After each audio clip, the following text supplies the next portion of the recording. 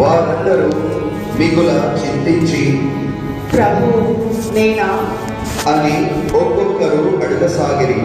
అందులకు ఆయన, నాతో పాటు ఈ పాత్రలో చేతిని ముంచినవాడు నన్ను అప్పగించను. తనను గూర్చి వ్రాయబడినట్లు మనుష్య కుమారుడు చంపబడును. కానీ మనుష్య కుమారుని అప్పగించు వానికి అయ్యో అనర్థము. అతడు జన్మింపక ఉండినచో మేలు అయ్యడిది అనెను. అప్పుడు ఆయనను అప్పగింపనున్న యూదా, గురువా, నేనా అని అడుగగా, నీవే చెప్పుచున్నావు అని యేసు సమాధానము ఇచ్చెను. వారు భుజించుచుండగా యేసు రొట్టెను అందుకొని ఆశీర్వదించి త్రుంచి తన శిష్యులకు ఇచ్చుచు, దీనిని మీరు తీసుకుని భుజింపుడు, ఇది నా శరీరం అనెను. తరువాత ఆయన ఒక పాత్రను అందుకొని కృతజ్ఞత స్తోత్రములు చెల్లించి వారికి ఇచ్చి, దీనిలోనిది మీరు అందరూ త్రాగుడు, ఇది అనేకుల పాప పరిహారార్థమై చిందబడుతున్న నిబంధన యొక్క నా రక్తము. ఇది మొదలుకొని మీతో కూడా నా తండ్రి రాజ్యములో నూతనముగా ద్రాక్షారసము పానము చేయ వరకు దీనిని ఇక నేను త్రాగనని మీతో చెప్పుచూ ఉన్నాను అనెను. వారొక కీర్తన పాడి ఒలీవు కొండకు వెళ్ళిరి. అప్పుడు యేసు వారితో, మీరు ఈ రాత్రి నన్ను వదిలిపెట్టిపోయేదరు.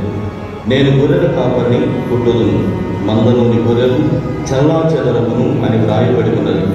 అయినను నేను ఉత్థానమైన పిదప మీకంటే ముందు గలిలయ సీమకు వెళ్ళెదను అని పలికెను. అందరూ మేము విడిచిపెట్టి పోయినను, నేను మాత్రము మేము ఎన్నటికీ విడనాడను అని పేతురు పలికెను. అందుకు యేసు, ఈ రాత్రి కోడి కూయక ముందే నీవు నన్ను ఎరుగునని ముమ్మారు పలికెదవని నీతో నిశ్చయముగా చెప్పుచూ ఉన్నాను అనెను. అప్పుడు పేతురు ఆయనతో, నేను మీతో మరణింపవలసి వచ్చినను మేము ఎరుగనని పలుకను అనెను.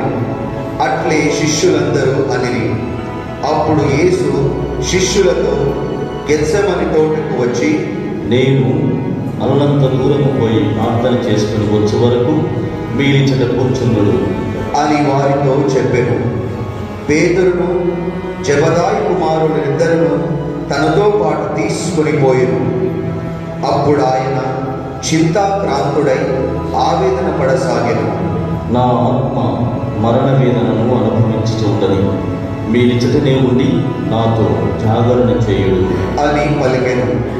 ఆయన మరికొంత దూరము వెళ్ళి నేలపై సాగిలపడి, ఓ నా తండ్రి, సాధ్యమైన ఎడల ఈ పాత్రను నా నుండి తొలగిపోనిమ్ము. ఆయనను నా ఇష్టము కాదు, నీ చిత్తమే నెరవేరనిమ్ము అని ప్రార్థించెను. అంతటా ఆయన శిష్యుల యొద్దకు వచ్చి వారు నిద్రించుట గమనించి పేతురుతో, ఇదేమి, మీరు నాతో ఒక గంట ఏమను మేలుకొని ఉండలేకపోతురా? మీరు శోధనలకు గురి కాకుండాకు మేలుకొని ప్రార్థింపుడు. ఆత్మ సిద్ధమైనను దేహము దుర్బలముగా ఉన్నది అనెను. మరల ఆయన రెండవ మారు వెళ్ళి, ఓ తండ్రి, నేను పానము చేసిననే తప్ప ఈ పాత్ర నా నుండి తొలగిపోవ సాధ్యము కాని ఎడల నీ చిత్తము నెరవేరనిమ్ము అని ప్రార్థించి తిరిగి వచ్చి వారు నిద్రించుచుండ చూచెను. ఏలైనా నిద్రాభారముచే వారి కన్నులు బరువెక్కెను. ఆయన మరల వారలను వీడి కొంత దూరము వెళ్ళి మూడవ మారు కూడా అట్లే ప్రార్థించెను. పిదప తన శిష్యులను సమీపించి, మీరు ఇంకను నిద్రించి విశ్రాంతి తీసుకొనిచున్నారా? మనుష్య కుమారుడు పాపుల చేతికి అప్పగింపబడదు గడియ సమీపించినది. లెండు, గోధుమ రండు, చూడు, నన్ను పట్టించువాడు సమీపంగానే ఉన్నాడు అనెను. ఆయన ఇంకను మాట్లాడుచుండగా ఇదిగో 12 ఒకడు యూదా వచ్చెను. ప్రధానార్చకులు ప్రజలు పెద్దలు పంపిన మహాజన సమూహము కత్తులను బడితలను చేతబోని అతనితో వచ్చెను. నేను ఎవరిని ముద్దు పెట్టుకొందునో అతడే ఆయన, అతనిని పట్టి బంధింపు అని అని వారికి ఆ గురుద్రోహి ఒక గుర్తు చెప్పెను. వెంటనే అతడు యేసును సమీపించి బోధకుడా, శుభమగును గాక అని ఆయనను ముద్దు పెట్టుకొనెను. అప్పుడు యేసు వానితో స్నేహితుడా, నీవు వచ్చిన పని కానివ్వు అని అనగా వారు ఆయనను పట్టుకొని బంధించిరి. వెంటనే యేసు వద్దనున్న వారిలో ఒకడు తన కత్తి దూసి ప్రధానార్చకుని సేవకుని కొట్టి వాని చెవి తెగనరికెను. అతనితో యేసు, నీ కత్తిని మొరలో వేయుము. కత్తిని ఎత్తువారు కత్తితోనే నశించెదరు. నేను నా తండ్రిని ప్రార్థింపలేననుకుంటుగా ప్రార్థించిన ఈ క్షణమున ఆయన 12 ధనముల కంటే ఎక్కువ మందిని దూతలను పంపడా. ఇట్లు కాదేని ఈ విధముగా జరగవలను లేఖనము ఎట్లు పరిపూర్ణము అగును అనెను.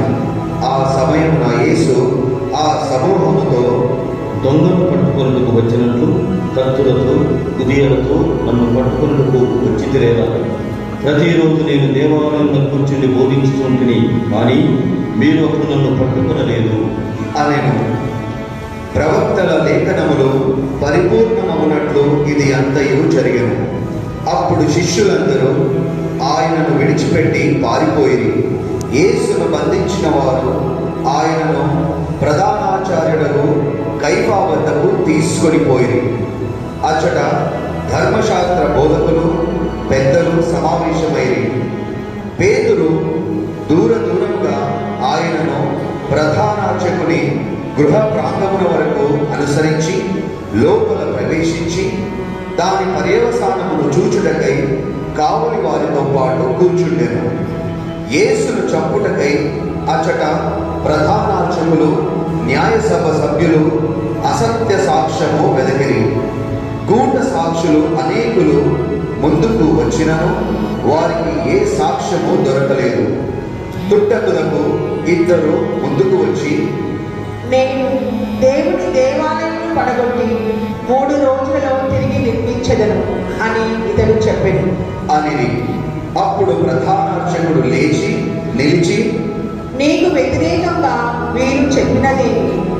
దీనికి నీవు ప్రత్యుత్తరం ఇయ్యవా అని యేసును ప్రశ్నించెను.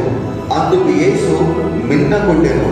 ప్రధానార్చకుడు మరలా, జీవము గల దేవునితో ఆనబెట్టి అడుగుచున్నాను, నీవు దేవుని కుమారుడైన క్రీస్తువా? మాతో చెప్పుము అని యేసును ప్రశ్నించెను. అందుకు యేసు, నీవన్నట్లే. అయినను ఇక నుండి మనిషి కుమారుడు సర్వశక్తిమంతుని కుడి ప్రక్కన కూర్చుండుటయు ఆకాశము నుండి మేఘారూఢుడై వచ్చుటయు మీరు చూచెదరని చెప్పుచున్నాను అనెను. అప్పుడు ప్రధానార్చకుడు తన వస్త్రములను చింపుకొని, ఇతడు దేవదూషణము గావించెను. మనకిక సాక్షులతో పని ఏమి? ఇదిగో, మీరు ఇతని దేవదూషణమును విని ఉన్నారు కదా, మీ అభిప్రాయం ఏమి అని అడుగగా, ఇతడు మరణమునకు పాత్రుడు అని వారు ప్రత్యుత్తమించిరి. అప్పుడు వారు ఆయన ముఖముపై ఉమిసి పిడికిళ్లతో రుద్దిరి. మరికొందరు ఆయన చెంపపై కొట్టుచు, మెస్సయ ప్రవచింపుము, నిన్ను కొట్టినదెవరో చెప్పుము అనిరి. పేతురు ఆ గృహ ప్రాంగమున కూర్చుండి ఉండెను. అప్పుడు ఒక దాసి అతని వద్దకు వచ్చి, నీవును గలిలయ నివాసియకు యేసుతో ఉన్నవాడవు కదా అనెను. అతడు అందరి ఎదుట బొంకుచు, నీవు చెప్పినదేమో నాకు తెలియదు అనెను. అతడు ద్వారము వద్దకు వచ్చినప్పుడు మరి ఒక పనికత్తె అతనిని చూచి, వీడు కూడా నజరేయుడగు యేసుతో ఉన్నవాడు అని అచ్చటి వారికి చెప్పెను. అతడు మరలా బొంకుచు, ఆ మనిషిని నేను ఎరుగను అని ప్రమాణము చేసి చెప్పెను. కొంత సమయము తర్వాత అచ్చటనున్నవారు పేతురు చుట్టూ చేరి, నిస్సందేహంగా నీవు కూడా ఆయన సహచర్యలో ఒకడు, నీ మాటల తీరుతెన్నులు దీనిని వ్యక్తపరచుచున్నవి అని. అప్పుడు అతడు, నేను ఆ వ్యక్తిని ఎరుగను అని ప్రమాణము చేయుచు తనను తాను శపించుకొనసాగెను. వెంటనే కోడి కూసెను. కోడి కూయక ముందే నీవు 3 సార్లు నన్ను ఎరుగనందువు అని యేసు చెప్పిన మాటను పేతురు జ్ఞప్తికి తెచ్చుకొని వెలుపలకు వెళ్ళి వెక్కి వెక్కి ఏడ్చెను. ప్రాతకాలమున ప్రధానార్చకులు, ప్రజల పెద్దలు అందరూ యేసును చంపుటకు ఆలోచన చేసిరి. వారు ఆయనను సంకెళ్లతో బంధించి తీసుకొని పోయి రాష్ట్ర పాలకుడకు పిలాతునకు అప్పగించిరి. గురుద్రోహియకు యూదా యేసునకు శిక్ష విధింపబడుట చూచి పశ్చాత్తాపమొంది ఆ 30 వెండి నాణెములను తిరిగి ప్రధానార్చకుల యొద్దకు పెద్దల యొద్దకు తెచ్చి, నేను నిర్దోష రక్తమును అప్పగించి పాపము కట్టుకొంటిని అని చెప్పెను. వారు అది మాకేలా, నీవే చూసుకోను అనిరి. అప్పుడు అతడు ఆ వెండి నాణెములను దేవాలయములో విసిరికొట్టి పోయి ఉరివేసికొనెను. ప్రధానార్చకులు ఆ నాణెములను తీసుకొని, ఇది రక్తపు డబ్బు కనుక దీనిని కానుక పెట్టెలో వేయు తగదు అనుకొని తమలో తాము ఆలోచించి దానితో పరదేశీయుల భూస్థాపన కొరకు కుమ్మరి వారి పొలము కొనిరి. అందువలన ఆ పొలము రక్తపు పొలము అని నేటికి కూడా పిలువబడుచున్నది. ఇర్మియా ప్రవక్త ప్రవచనము ఇట్లు నెరవేరును. ఇశ్రాయేలీయులలో కొందరు అతని వెలగా నిర్ణయించిన 30 వెండి నాణెములు వారు తీసుకొని, ప్రభు నాకు ఆదేశించినట్లు కుమ్మరి వాని పొలము కొనుటకు వినియోగించిరి. యేసు రాష్ట్ర పాలకుడు ఎదుట నిలువగా, నీవు యూదుల రాజువా అని అతడు ప్రశ్నించెను. నీవన్నట్లే అని యేసు సమాధానమొసగెను. ప్రధానార్చకులు, పెద్దలు ఆయనపై నేరము మోపిరి, కానీ ఆయన వారికి ఎట్టి ప్రత్యుత్తరమును ఇయ్యలేదు. అప్పుడు పిలాతు, వారు నీపై మోపుచున్న నేరములను వినుటలేదా అని ఆయనను ప్రశ్నించెను. ఒక్క నిందారోపణకైనను యేసు బదులు పలుకకుండుటను చూచి పిలాతు ఆశ్చర్యపడెను. పండుగలో జనులు కోరిన ఒక బందీని విడుదల చేయు ఆచారము రాష్ట్ర పాలకునకు కలదు. అప్పుడు అచ్చట బరబ్బయను పేరు మోసిన బందీ ఒకడు కలడు. ప్రజలందరూ గుమికూడి రాగా, నేను ఎవరిని విడుదల చేయవలెనని మీరు కోరుచున్నారు? బరబ్బనా, క్రీస్తు అనబడు యేసునా అని పిలాతు వారిని అడిగెను. అసూయ వలన వారు ఆయనను అప్పగించినని అతడు గ్రహించెను. అతడు న్యాయపీఠముపై కూర్చుండినప్పుడు అతని భార్య, నేను కలలో ఆయన కారణముగా మిగుల బాధపడింది కనుక ఆ నీతిమంతుని విషయమున నీవు ఏమీ జోక్యము చేసుకునవలదు అని వార్త పంపెను. ప్రధానార్చకులు, పెద్దలు బరబ్బను విడిపించుటకు యేసును చంపుటకు అడగవలనని జన సమూహమును ఎగద్రోసిరి. ఈ ఇద్దరిలో నేను ఎవరిని విడిపింపవలేనని మీరు కోరుచున్నారు అని రాష్ట్ర పాలకుడు అడుగగా వారు బరబ్బనే అనిరి. అట్లయినా క్రీస్తు అనబడు యేసును నేనేమి చేయవలేను అని పిలాతు వారిని అడుగగా సిలువ వేయుడు అని వారు కేకలు వేసిరి. అతను ఏమి దుష్కార్యం చేసెను అని అడుగగా వారిని సిలువ వేయుడు అని వారు మరింత బిగ్గరగా కేకలు వేసిరి. అప్పుడు పిలాతు తాను ఏమీ చేయచాలనని ప్రజలలో తిరుగుబాటు రాగలదని తెలుసుకొని నీరు తీసుకొని వారి ఎదుట చేతులు కడుగుకొని, ఈ నీతిమంతుని రక్తము విషయమున నేను నిరపరాధిని, అది మీరే చూసుకోరు అనెను. ఆయన రక్తము మాపై మా బిడ్డలపై పడుగాక అని వారందరూ కేకలు పెట్టిరి. అప్పుడు అతడు బరబ్బను విడుదల చేసి యేసును కొరడాలతో కొట్టించి సిలువ వేయుటకు ఆయనను వారికి అప్పగించెను. అప్పుడు రాష్ట్ర పాలకుని సైనికులు యేసును రాజభవన ప్రాంగణమునకు తీసుకొని పోయి ఆయన చుట్టూ సైనికులనందరినూ సమకూర్చిరి. వారు యేసు వస్త్రములను ఒలిచి ఎర్రని అంగీని ధరింపజేసిరి. ముండ్ల కిరీటమును అల్లి ఆయన శిరముపై పెట్టిరి. కుడి చేతిలో రెల్లు నుంచిరి. మరియు ఆయన ముందు మోకరిల్లి, యూదుల రాజా నీకు జయము అని అవహేళనము చేసిరి. ఆ సైనికులు ఆయనపై ఉమిసి ఆయన చేతిలోని రెల్లును తీసుకొని తలపై మోదిరి. వారిట్లు పరిహసించిన పిమ్మట అంగీని తీసివేసి ఆయన వస్త్రములను ఆయనకు ధరింపజేసి సిలువ వేయుటకు తీసుకొని పోయిరి. మార్గ మధ్యమున వారు కురేనియా సిమోనును చూచి సిలువను మోయుటకు అతనిని బలవంతపరిచిరి. వారు కపాల స్థలము అను నామాంతరము గల గొల్గొతా అను స్థలమునకు చేరిరి. చేదు కలిపిన ద్రాక్ష రసమును ఆయనకు త్రాగనిచ్చిరి. కాని దానిని రుచి చూచి ఆయన త్రాగుటకు ఇష్టపడకపోయిరు. వారు ఆయనను సిలువ వేసిరి.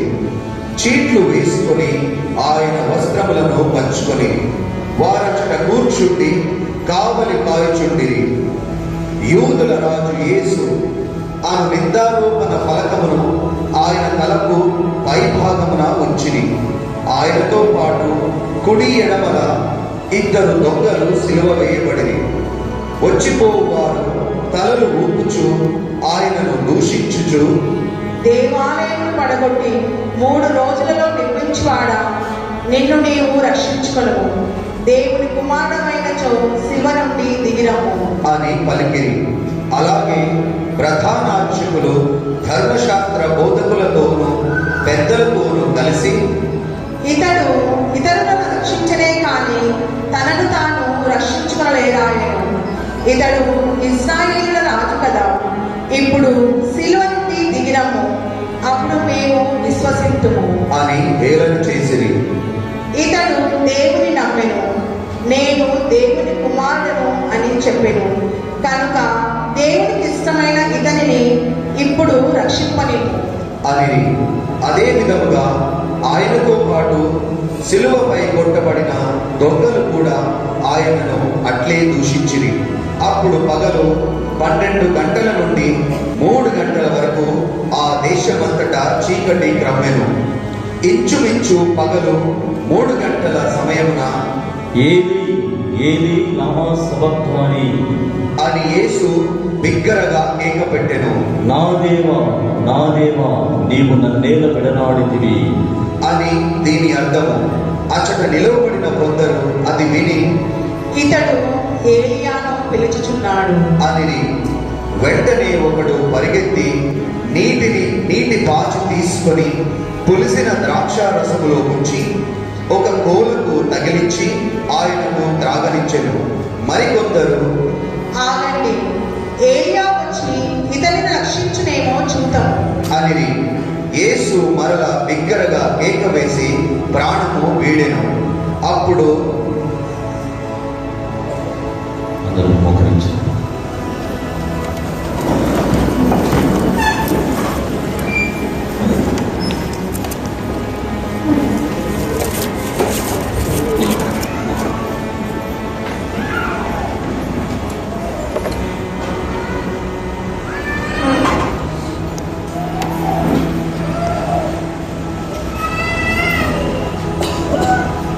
అప్పుడు దేవాలయం తెర పై నుండి క్రింద వరకు 2గా చిరిగెను. భూమి కంపించెను. బండలు బ్రద్దలాయెను. సమాధులు తెరవబడెను. మరణించిన పరిశుద్ధులలో అనేకుల దేహములు లేపబడెను. యేసు పునరుత్థానం తర్వాత వారు సమాధుల నుండి బయటకు వచ్చి పవిత్ర నగరమున ప్రవేశించి అనేకులకు కనిపించిరి. శతాధిపతి అతనితో యేసును కావలి కాయుచున్న సైనికులు భూకంపము మొదలుగా సంభవించిన సంఘటనలు చూచి మిక్కిలి భయపడి, నిశ్చయముగా ఇతడు దేవుని కుమారుడే అని పలికిరి. యేసుకు పరిచర్య గావించుటకై గలిలయ నుండి ఆయనను వెంబడించిన స్త్రీలు అనేకులు దూరం నుండి చూచుచుండిరి. వారిలో మగ్దలేన మరియమ్మ, యాకోబు, యోసేపుల తల్లియగు మరియమ్మ, జబదాయి కుమారుల తల్లియు ఉండేది. సాయం సమయమున యేసు శిష్యుడు ధనికుడునకు యోసేపు పిలాతు వద్దకు పోయి యేసు భౌతిక దేహమును ఇప్పింపుమని కోరగా అతడు అందులకు అంగీకరించెను. యేసు భౌతిక దేహమును సరికొత్త నారపట్టతో చుట్టి తాను రాతిలో తన కొరకు తొలిపించుకొనిన క్రొత్త సమాధిలో ఉంచెను. ఆ సమాధి ద్వారమునకు అడ్డముగా పెద్ద రాతిని దొర్లించి వెడలిపోయెను. అప్పుడు ఆ సమాధికి ఎదురుగా మగ్దల మరియమ్మ, వేరొక మరియమ్మ కూర్చుండి ఉండేది. ఆ యొక్క దినమునకు మరునాడు ప్రధానార్చకులను పరిసయ్యులను కలిసి పిలాతు వద్దకు వచ్చి, అయ్యా, ఆ మోసగాడు జీవించి ఉన్నప్పుడు నేను 3 దినముల తరువాత సజీవుడనై లేకుండా